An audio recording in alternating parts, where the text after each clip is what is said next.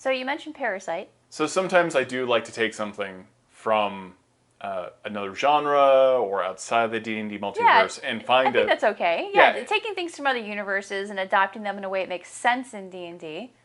So sometimes I like to do that and see if I can make it work. And often it doesn't, because the D&D multiverse is just different. But there is a way you can make Venom. We are Venom. Yes. Because of Van Richten's guide to Ravenloft, you can take the Dampier lineage, so you're able to feed off other creatures. Maybe it's just meat. That's what you eat. You eat meat, raw meat. And then you, on top of this, take the Dark Gift symbiotic entity, which that is where you actually roll intelligence, wisdom, and charisma for your symbiotic creature. That is inside of you. So now you have something that is absolutely Venom, right, in nature. And it has a will of its own. And maybe you will roleplay that, or your dungeon master will, but it will try to exert influence over you the whole time, just like Venom does. It has a vested interest in your survival, so it's going to help save you on occasion. And so that all works out very well. Because you're the host. You're the home. Yeah. Right. So we take the Dampier lineage. We just make it that you have a parasite in you, which it mentions that you might, and you are eating raw flesh or meat or whatever, however you want to do that. But you get a benefit from that. And you get spider climb, which of course Venom would get, because Venom came from Spider-Man. So on top of this, we have the Barbarian Path of the Beast, which is perfect, because for Venom, you now are able to create a tail with a spear-like end to it. You do get another bite attack, which doesn't have great synergy necessarily with the Dampier lineage, or you can grow claws. This is also very Venom. Venom can create weapons eventually. And then you also have Danger Sense as a barbarian.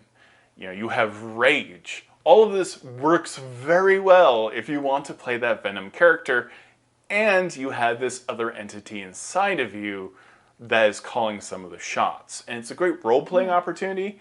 It's got everything you're kind of looking for.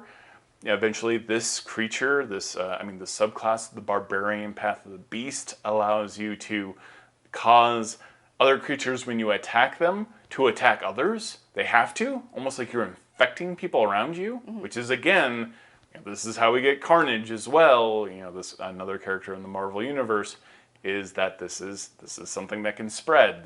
You can have more creatures like Venom, and then you can even create, you can allow your other companions as the Barbarian Path of the Beast to also get ferocious at the same time. Right. It works almost too well. The Dampier just gives it a little bit more flavor, a little bit more oomph. Obviously, you could have already flavored this with the Path of the Beast, but the Dark Gift, with this symbiotic entity inside of you, kind of just hits it home. So the combination of those three things, I think, is really fun. I'm a huge Venom fan, and I think it works almost too well. I really like the Dark Gift. It is absolutely my favorite Dark Gift in Van Richten's guide because of that role-playing opportunity. Even Wes, one of the writers on Van Richten's guide, mentioned he thought this would be really fun. Like, if he was going to play anything, he would play the Dark Gift with the symbiotic creature inside of him.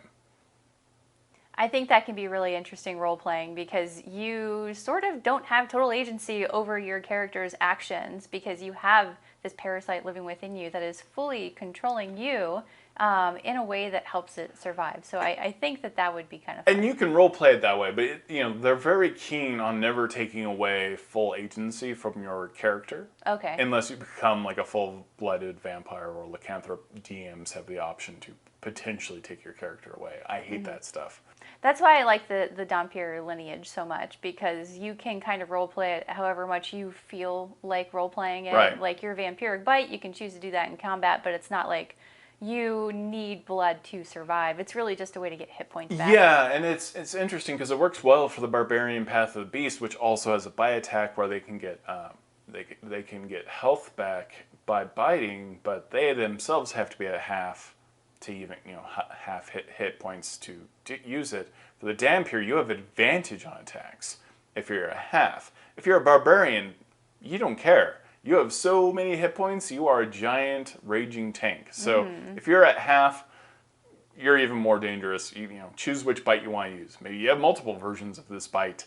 And that's something else that could get really super gross, is that maybe you have layers of teeth. So the bite that you use from the barbarian path of the beast could be your first attack, you know, and then your second attack would be your your Dhampir bite. So maybe I would flavor that. I would actually probably do this in the opposite order, because you can get a big bonus to your next attack potentially. I would Vampire Bite, Dhampir Bite first, and then let my second attack be like my second set of jaws that are coming from my Barbarian Path of the Beast ability, and then it's super creepy. So, yeah, that's how that's how I do it. Maybe if I wanted to be really gross. Just give me so many ideas. Venom's a really like fun creature, and I always like the idea of some kind of like, again, you know, a symbiote inside of you. That you are having a conversation with is a great role-playing opportunity. Yeah, so. I think that's really cool. Thank you. and super creepy as always. Was there anything else? Like, are there any setbacks or downfalls to making these monsters and creatures into playable characters, do you think? These are kind of look-at-me characters in some ways. There's a danger of, torches and pitchforks in your campaign if you are discovered to be this monstrous creature, but you've bought in, right? So that's kind of the fun. Like, you're trying to hide it to some degree. What I like about the idea of using, the barbarian path of the beast, maybe that you do have an oozy covering that comes over you. Maybe people don't know it's you when you're raging. They think it's this monster. And you get more of that lycanthrope feel as well, which I think works really well. Thanks for joining us today, everybody, on another episode of Megan and Todd Talk D&D, and we'll see you next time.